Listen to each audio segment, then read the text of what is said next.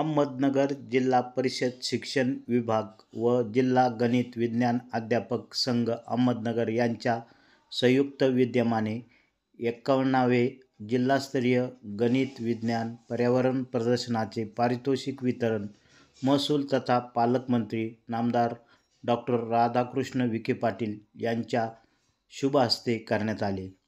या प्रसंगी जिल्हाधिकारी सिद्धराम सालीमठ, जिल्हा परिषदेचे मुख्य कार्यकारी अधिकारी आशिषजी एरेकर, अशोक कडूस, नगरसेवक सुभाष लोंढे यांच्यासह सर्व पदाधिकारी व अधिकारी, जिल्हा परिषद शाळेतील विद्यार्थी, शिक्षक, पालक यावेळी मोठ्या संख्येने उपस्थित होते। खासदार डॉक्टर सुजयदादा विखे पाटील यांच्या वतीने प्रदर्शनात सहभागी झालेल्या विद्यार्थ्यांना प्रोत्साहनपर लॅपटॉपचेही वाटप करण्यात आले। यावेळी मोठ्या संख्येने नागरिक उपस्थित होते।